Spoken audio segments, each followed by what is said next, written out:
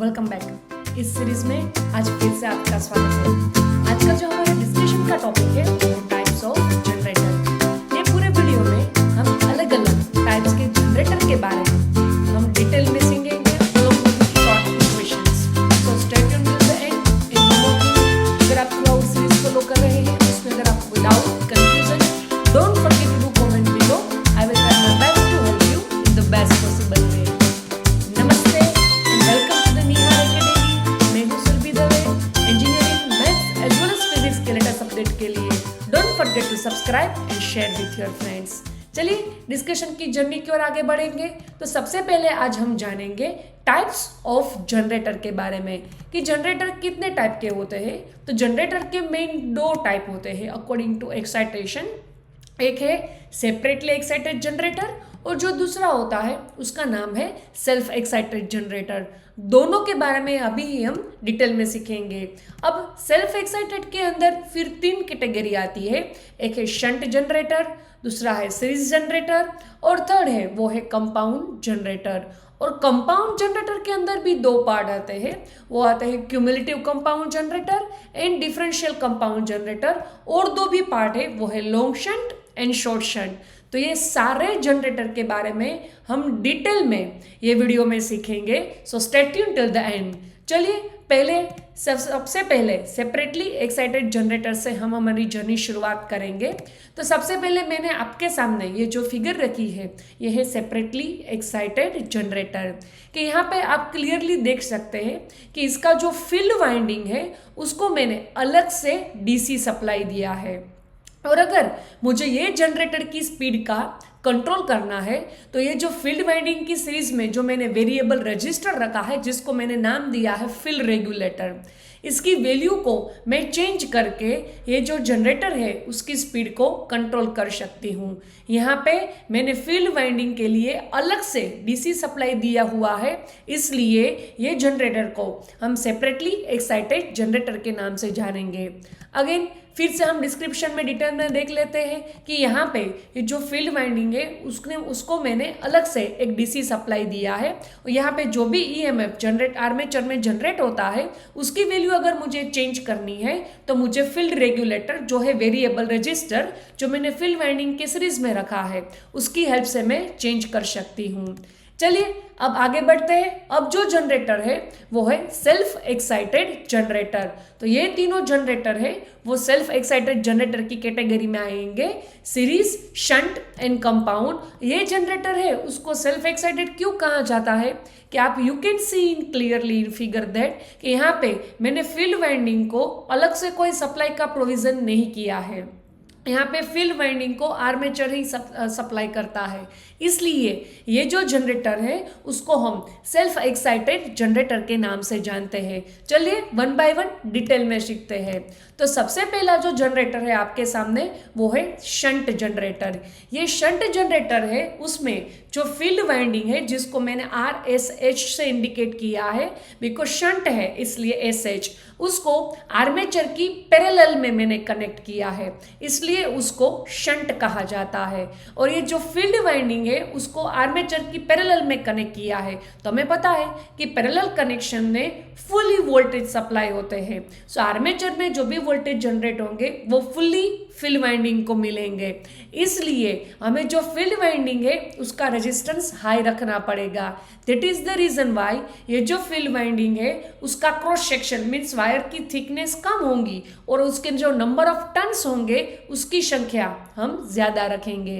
अब तो ये नेक्स्ट यहाँ पे आप देख सकते हैं कि आर्मेचर जो सप्लाई कर रहा है उसको हमने नाम दिया है armature current, of course IA से जाना जाता है। और आर्मेचर करंट के दो पार्टीशन पड़ेंगे। एक पार्टीशन जाएगा फील्ड वाइंडिंग में जिसको हम ISH से इंडिकेट करेंगे और जो उसका दूसरा पार्ट है वो जाएगा लोड में जिसको हम लोड करंट IL से जानेंगे। So ultimately formula for shunt generator उसमें भी आर्मेचर करंट की है वो है ISH प्लस IL।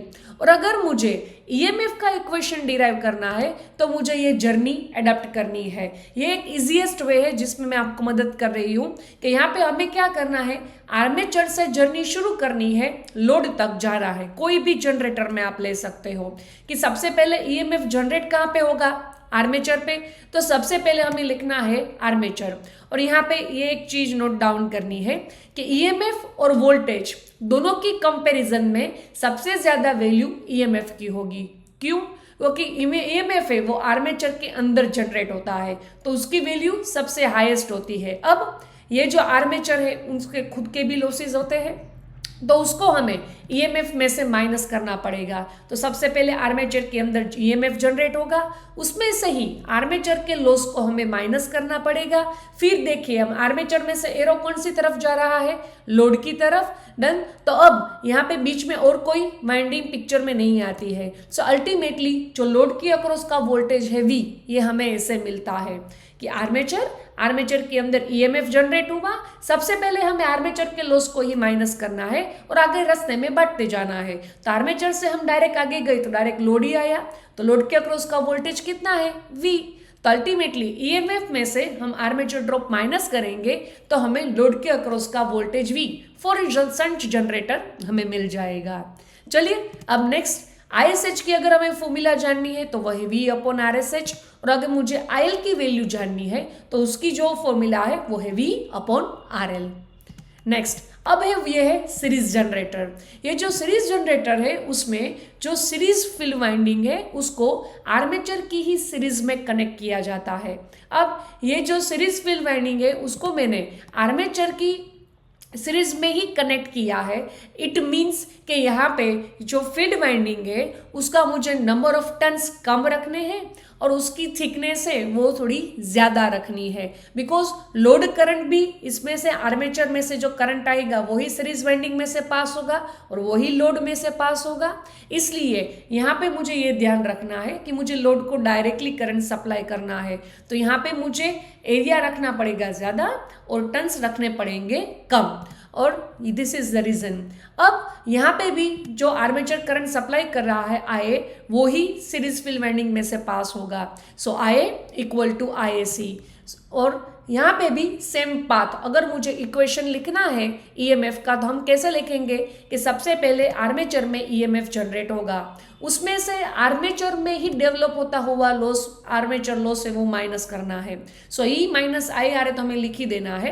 अब आगे बढ़ते हुए हमें सीरीज वाइंडिंग की पिक्चर में आई, तो सीरीज वाइंडिंग में से पास होता हुआ करंट IAC और RAC।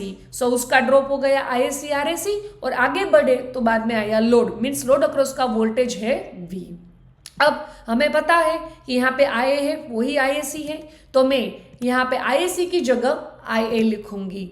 अब ये जो IA है उसको मैं कॉमन निकाल रही हूँ और ब्रैकेट की बाहर माइनस है तो अंदर साइन हो जाएंगी plus. So minus IA in bracket RA plus RAC equal to V। तो ये है equation for the series generator. Once again I repeat, armature से जर्नी शुरू करनी है और एरो को लोड के तरफ लेके जाना है। बीच में जो भी आए उसको माइनस करते जाओ, बिकॉज EMF आर्मेचर में डेवलप होता है, तो EMF इसमें से आर्मेचर के ड्रॉप तो माइनस कर ही देने हैं, बाद में रास्ते में जो भी आते हैं उसको माइनस करते जाओ तो अल्टीमेटली आपको V मिल जाएगा। चलिए और आगे बढ़ते हैं। अब नेक्स्ट है वो है कंपाउंड जनरेटर। हमें हाल ही में देखा कि कंपाउंड जनरेटर 2 टाइप्स के होते हैं। तो सबसे पहला टाइप हम यहाँ पे ले रहे हैं वो है क्यूमुलेटिव कंपाउंड जनरेटर। तो यहाँ पे क्या है कि क्यूमुलेटिव कंपाउंड जनरेटर में देन सीरीज फील्ड वाइंडिंग और शंट फील्ड वाइंडिंग दोनों की, कंपाउंड मीन्स हम अगले जो दोनों जनरेटर पढ़े दोनों को इंक्लूड कर देना है साथ में।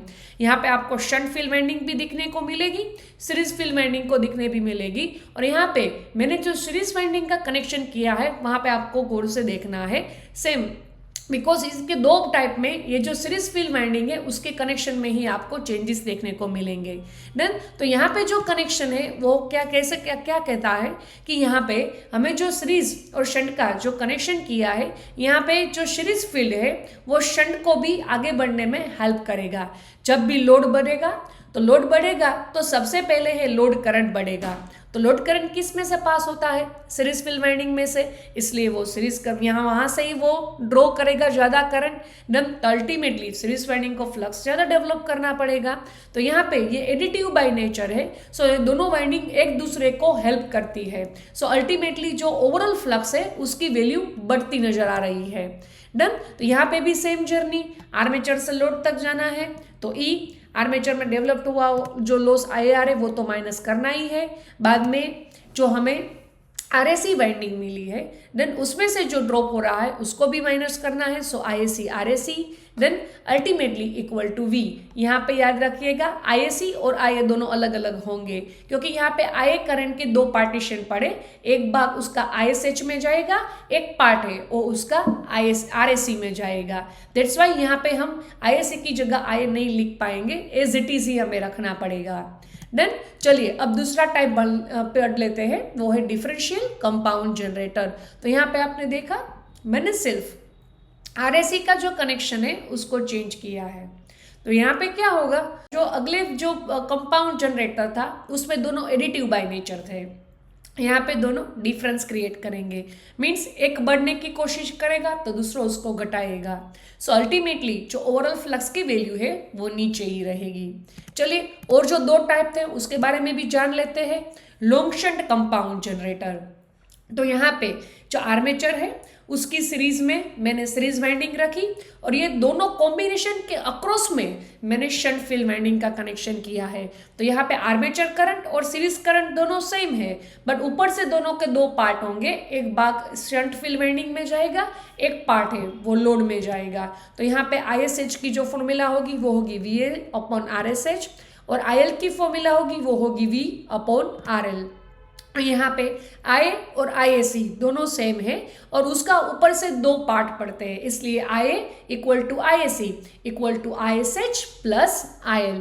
और यहाँ पे आगे शॉर्ट कंपाउंड जनरेटर सीख लेते हैं। तो यहाँ पे ये फिगर है ये शॉर्ट कंपाउंड जनरेटर की है। चेंज ये है कि अगली फिगर में हमने आर्मेचर और फील्ड के टोटली अक्रॉस में मैंने जो शंट फील्ड वाइंडिंग रखी थी, यहाँ पे सिर्फ आर्मेचर के अक्रॉस में ही मैंने शंट फील्ड वाइंडिंग का कनेक्शन किया है। तो यहाँ पे आर्मेचर करंट के ही दो पार्टीशन पड़ेंगे, एक भाग जाएगा शंट वाइंडिंग में, दूसरा जाएगा ऊपर सीरीज में। तो यहाँ पे formula ISH equal to V dash upon RSH। V dash इसलिए लिखा गया है कि यहाँ पे आर्मेचर में जो डेवलप होता हुआ वोल्टेज और ओवरऑल वोल्टेज दोनों अलग अलग होंगे, that is the reason why. Done. और IA equal to ISH plus IL। अब V डैश की अगर हमें फॉर्मूला लिखनी है तो V डैश की फॉर्मूला होगी E माइनस IARA, और अगर मुझे V की फॉर्मूला लिखनी है तो V equal to E minus IARA minus IAC RAC, because मुझे आर्मेचर से सीरीज वाइंडिंग और लोड तक जाना है। और V डैश है तो जर्नी सिर्फ आर्मेचर तक ही सीमित रहती है। सो V डैश की वैल्यू फाइंड करनी थी तो E minus IARA only, because V dash voltage across armature ही है, तो बस आर्मेचर में जो EMF डेवलप हुआ उसमें से ड्रॉप माइनस। बट मुझे V फाइंड करना है वो है वोल्टेज अक्रॉस लोड, तो मुझे आर्मेचर से लेके लोड तक जो भी बीच में आते हैं उस सब लॉसेस को माइनस करते जाना है। डन। चलो, thank you for the watching and don't forget to subscribe and share with your friends.